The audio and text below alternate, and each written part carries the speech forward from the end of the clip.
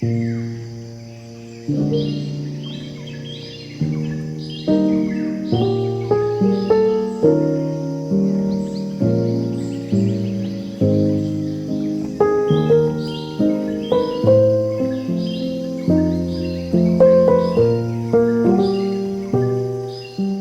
in Germany, I was used to winter being the season that forces you inside.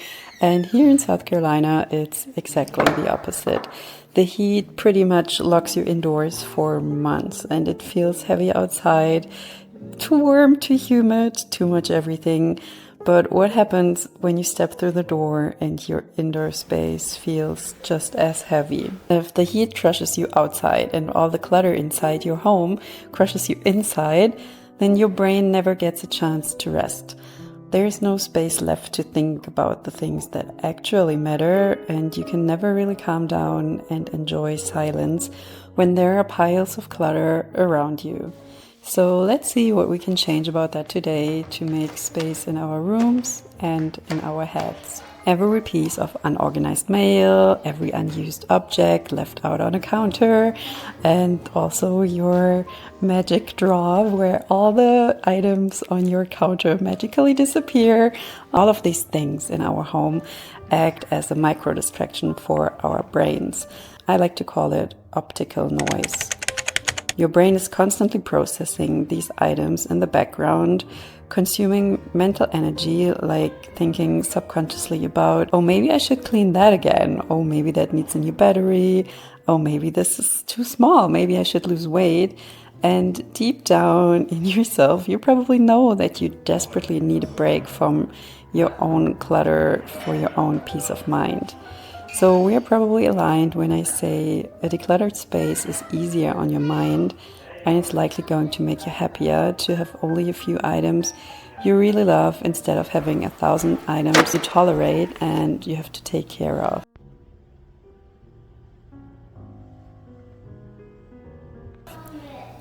When people talk about decluttering, they often use the popular "does it spark joy" method, but to be honest, that has never quite worked for me. I don't look at my household tools or my old textbooks and feel a rush of joy. And yes, of course, my can opener does spark joy in a wider sense because it allows me to open my favorite food. But I always felt like things are not entirely here for pleasuring us, but more here to serve a purpose. I grew up in Germany, so I consider my upbringing as rather focused on effectiveness and frugality.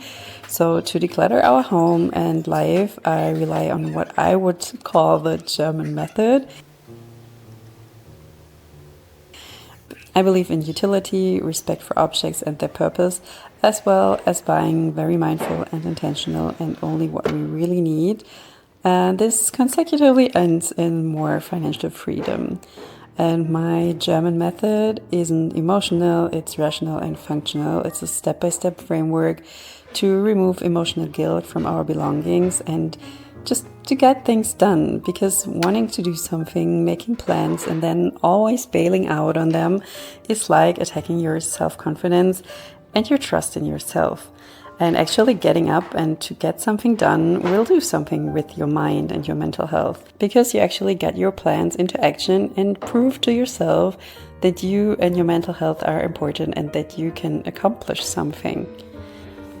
And I know that it can be so overwhelming to start, and that is the thing about mental health and decluttering. Know that you should declutter, but your brain always sabotages you into not doing it. But my rules will hopefully help you with this paradox. And to keep this process from turning into overwhelming chaos, I always use two simple rules. I use only one single large box, so piles don't spread across multiple rooms and overwhelm me. And I move strictly from one side of the space to the other, from left to right. This gives the brain a psychological sense of predictable progress and a straight line to follow. Grab your box and go to the left side of your house and then ask yourself question number 1. Does this item have a current function in my real life? Not in my past life, not in some fantasized ideal future version of yourself, like right now. Decluttering items that don't have a function anymore in your life is shifting the imbalance of putting work into an item and getting zero profit out of it immediately into a positive direction. Because then you only own things that give you more than they take from you, and that pours into your overall well-being.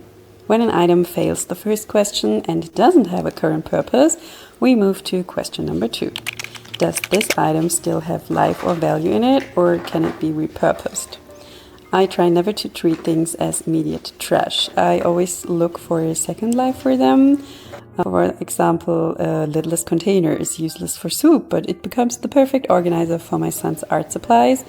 In the past, we've even turned old baby nests into cozy cat beds and cut up old bibs to use as durable kitchen cloth. But of course, there's a trap here. It's easy to store piles of junk because you don't want to let them go under the excuse of future upcycling, which will then drain your mental energy again. And to prevent this, my method uses a strict time buffer. Items meant for repurposing go into a dedicated box for a maximum of 3 months, and if you haven't touched them by then, the purpose you had in mind for it obviously wasn't that important, and then it can be decluttered all at once.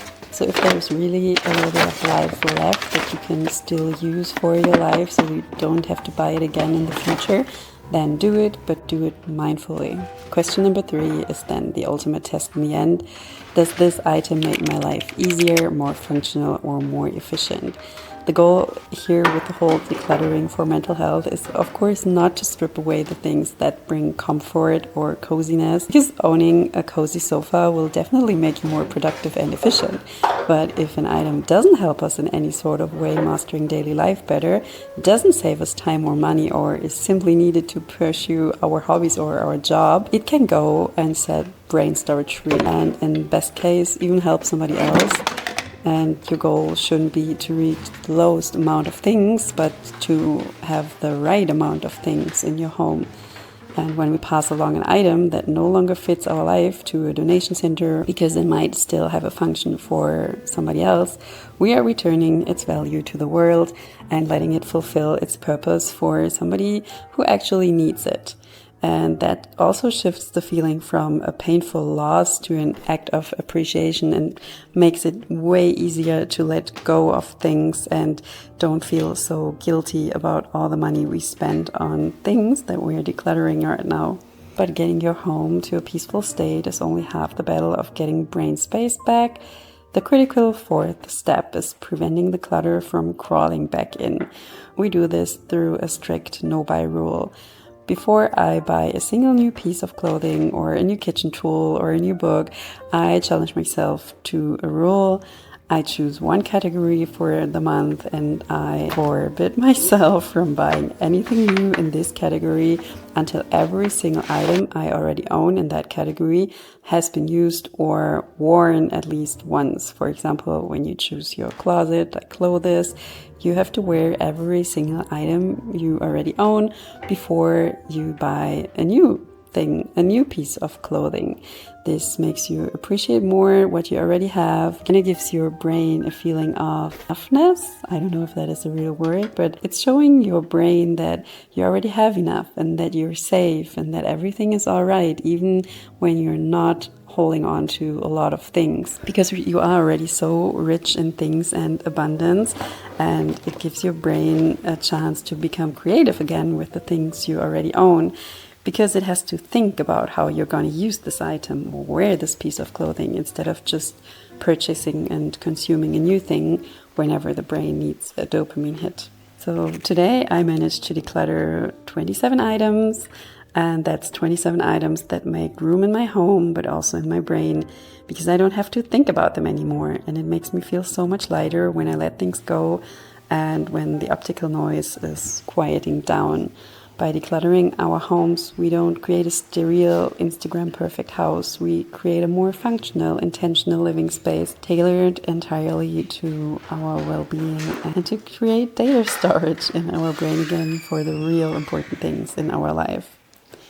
If you want to start your own structured journey to a quieter mind and a calmer place, you can download my free minimalist planner bundle. I put the link in the description below.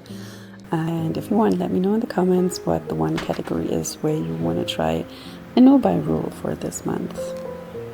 Alright, until next time, take a deep breath, clear your space, and let your brain rest.